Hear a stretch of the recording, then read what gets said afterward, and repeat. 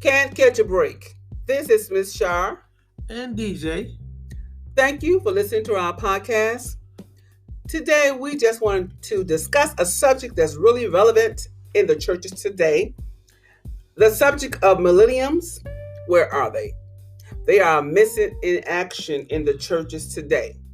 So what we done a little research and we found some helpful information from millennium.com. That's what we're going to be sharing with you on today. We don't claim to be experts, and I'm not sure if this information will be useful for you or not, but it's your decision. We just want to share it with you.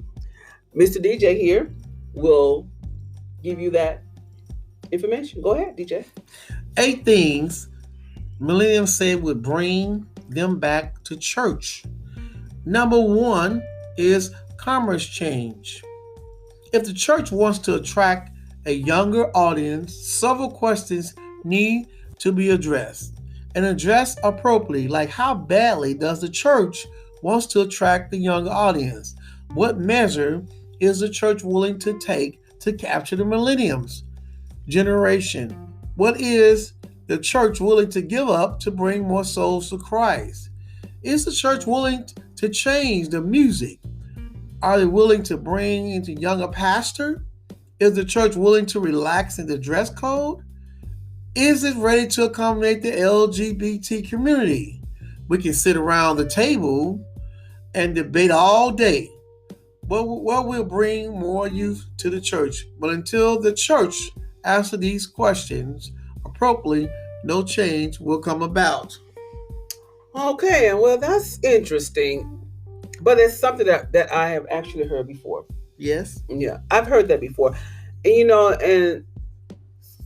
some of the churches basically feel like they are not willing to bring the world into the church. That's what they feel. They feel like if they give them what they want, if they change their music, if they change in their dress code, they feel as though they are compromising. Yeah, some of the churches just feel like they're compromising because the church is different, and a lot of them say if you go into the military, you follow their rules, you follow their regulations, you follow their dress code. You can't go into the military with your millennium ideals. You have to follow the military regulations, policies. So some of the churches feel that they shouldn't have to change that. Yes, I see. So that may be challenging for some churches. Yeah, so when you look at they wanting to change the music, are they willing to change the music? Yeah, I think it could change it. Gospel music, gospel rap. Gospel rap. There's nothing wrong with that. To get the millennials back in church, that'd be a good idea. Well, that's something for us. That's something for our listeners to decide. Every church is different. And the dress code, like I said, a lot of church people have stated if the military have a dress code, and they're not going to allow you to wear your regular civilian clothes until the military. So if you come to church, if they have a dress code, why not follow the dress code of the church? And 2, the reason why some churches don't dress down is because they take coming to church on a Sunday as a day that you're going to meet the King. Yes. So if you're going to meet the King, you want to dress in your finest clothing. And so some churches take it from that look at it from that standpoint. It's just not an ordinary day. This is a spectacular day, and we're going to meet the King, the God of the universe. Yes. We're going to worship Him and we want to do this in our fineries, in our best.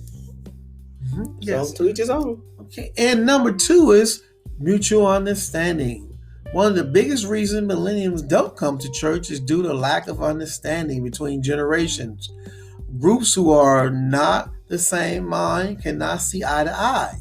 And if the church is unable to think like a millennium, then it's unable to attract them. So how can the church solve this problem? The answer lies within the millennium generation themselves.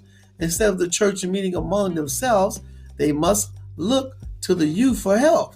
They must include the millennials in their conversations. For years, the church has been looking from the outside. Instead, the church needs to get on the inside. The answer is social media. The church needs to create an amazing social media presence that caters to more youthful audience. Instead of bashing the millennials for being glued to their phones and stuck on social media for hours, the church needs to use these platforms to advantage.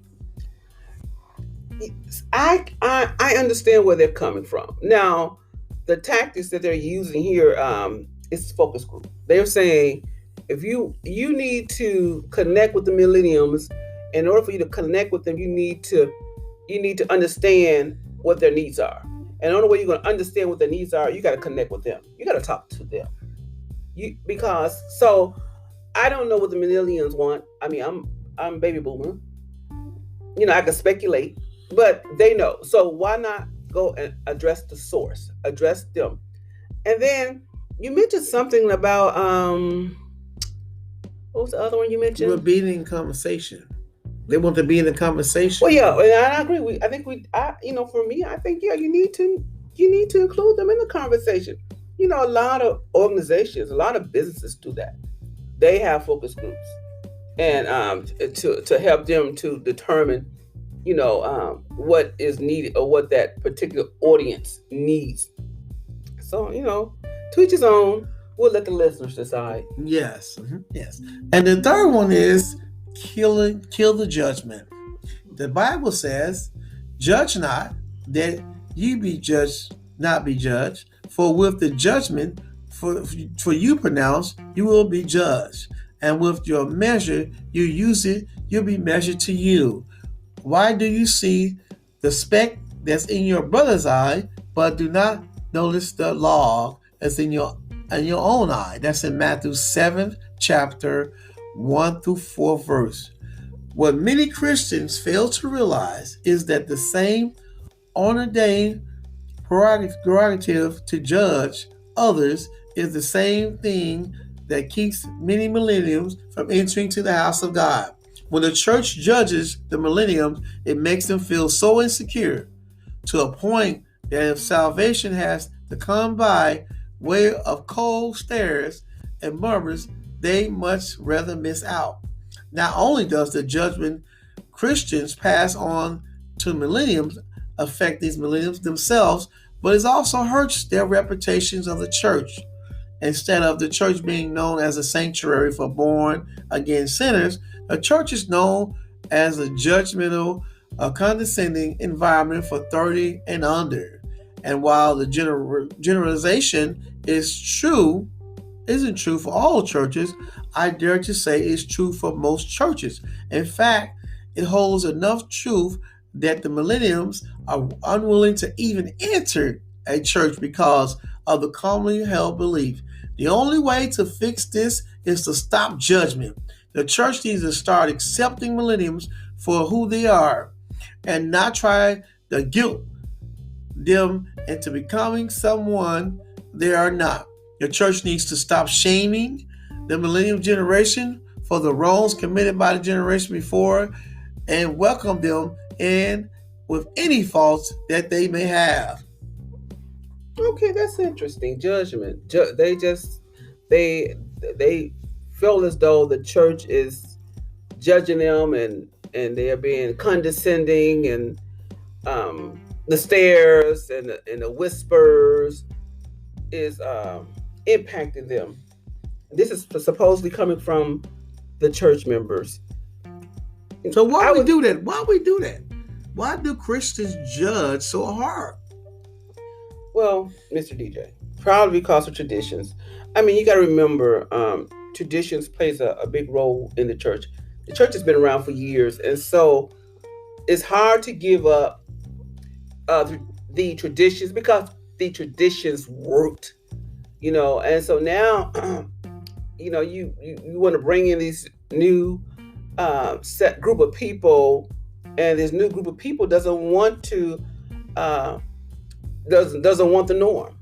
They want something different, and so the traditional church has to decide, because you got to remember, these churches pretty much is already established, meaning they are financially established by their elderly Yes. community. Yes. So you know what I'm saying. A lot of these millennials, they may not be coming in with any true finances, but is that wrong for them to do that though? Because they have more money than some that don't have. They look at them, look down on them, judge them, they're harsh. Well, I mean, I won't look at it as a question of right or wrong. I mean, it's not godly to be condescending. That's not the spirit of God. I mean, it's not godly to be whispering and trying to tear down somebody just because of the way they dress or look, or because of their lifestyle. It's not godly. So for our listeners, I'll let you be the judge. This is something that you may want to, you may have an opinion on, and if you do have an opinion on it, just send me a voice message. Give me your thoughts on it. Yes, and subscribe. Yes, we want to hear from you. Thank you for listening to us, and the DJ and Miss Jar. And before we end, we just want to let you know this is just only 3 steps.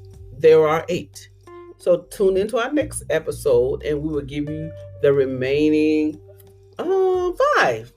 That's fine. All righty. Thank you, and good night.